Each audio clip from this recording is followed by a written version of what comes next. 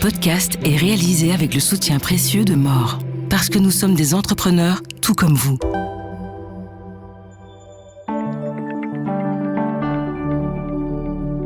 Soyez les bienvenus dans ce Trends des marchés. Je suis Marion Boxo et avec mon invité Philippe Evrard, nous reviendrons sur les derniers résultats d'entreprise et sur les cafards financiers. Qui sont-ils ? C'est à découvrir dans ce podcast.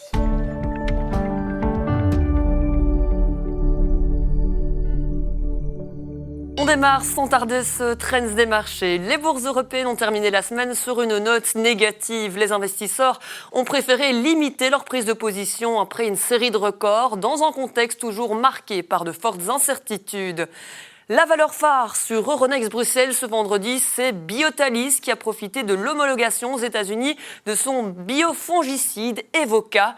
Au sein du Belvin, Syensqo a bondi dans la foulée de l'annonce de la vente de sa division pétrole et gaz.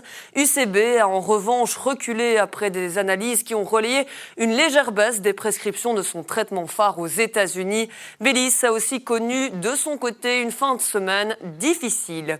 Et pour aller plus en détail dans l'actualité boursière, Philippe Evrard est avec nous. Bonsoir Philippe. Bonsoir. L'occasion de parler des résultats d'entreprises qui continuent de tomber. Oui, effectivement. Donc aux États-Unis, on a 60% des entreprises du Standard & Poor's 500 qui ont communiqué leurs résultats. On a 83% de surprises positives. La semaine passée, on était à 90%. Donc des résultats un peu plus en berne. Et on rentre un peu plus dans le rang parce que généralement, nous alentours de 80% de surprises positives. Ce sont surtout les soins de santé qui tirent leur épingle du jeu. 91% de bonnes surprises. En Europe, 50% des entreprises du stock 600 ont communiqué le résultat. Et là, on a 60% de surprises positives, ce qui est pas mal, parce que généralement, on est aux alentours de 50%.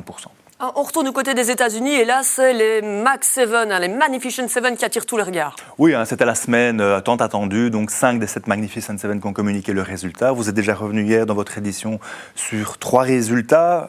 Cette nuit, Amazon a communiqué des chiffres très très bons, un chiffre d'affaires qui est à 180 milliards de dollars, tiré par son département AWS, donc Amazon Web Services, qui a une croissance de plus de 20% de son revenu.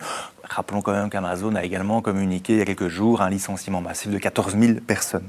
On a également eu les résultats de Apple qui étaient aussi très bons, donc une croissance du chiffre d'affaires de 10% pour arriver à 102 milliards. Et alors des résultats assez bons globalement au niveau de l'iPhone, même si on entend des bruits un peu discordants, donc une croissance de 13% des ventes et de 15% pour les Mac. Alors, vous vouliez aussi nous parler aujourd'hui des cafards. Oh, le cafard, c'est un mot qui fait peur. De quoi s'agit-il dans le monde de la finance ? Alors, c'est un mot qui a été utilisé par Jamie Dimon, qui est donc le PDG de JP Morgan.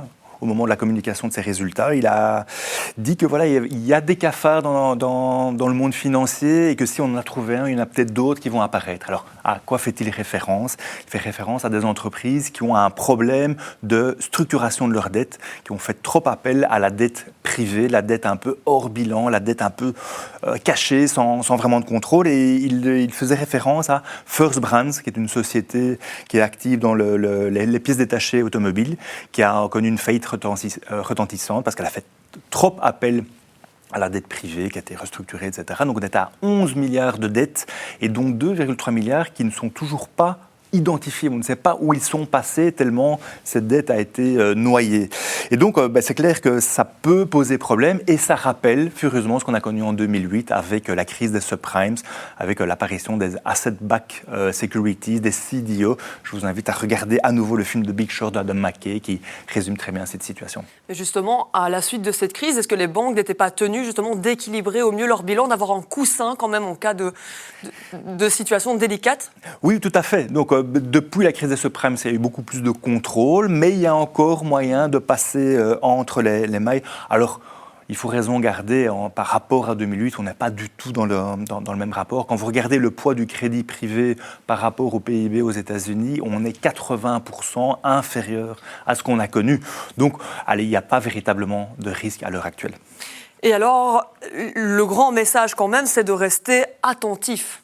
Oui, bien évidemment. C'est pas parce qu'il y a un cafard que d'office toute la maison grouille de ces bestioles. Et d'ailleurs, Jamie Dimon a été rappelé à l'ordre par Jérôme Powell, le patron de la Fed, qui lui a dit qu'en fait, non, il n'y avait pas non plus un risque généralisé tel qu'il l'entendait. Et puis, rappelons également que Jamie Dimon, en 2023, tenait un discours auprès de ses clients en disant que les investisseurs aient plutôt raison de ne plus être trop optimistes pour l'année 2024-2025. Je pense qu'il n'a pas eu tout à fait raison sur ce coup-là. Et quels sont les éléments qui vont suivre pour la semaine prochaine, auxquels il faudra rester attentif ? Alors, on va avoir, je crois que c'est dans 1 ou 2 semaines, le résultat de Nvidia, donc vraiment la Rolls-Royce attendue par toutes et tous. Ce sera vraiment cet élément qui sera regardé dans les prochains jours. Investisseurs. Eh bien, merci beaucoup, Philippe Evrard, d'être avec nous pour nous parler de l'actualité de ces tendances boursières. À très bientôt en studio. À très bientôt, au revoir.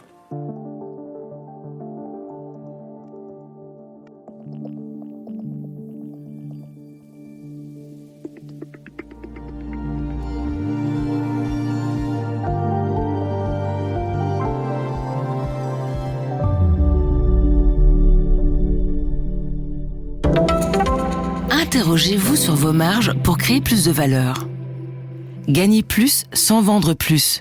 Analysez vos marges produit par produit et découvrez où l'argent s'échappe ou dort. Mort, parce que nous sommes des entrepreneurs tout comme vous.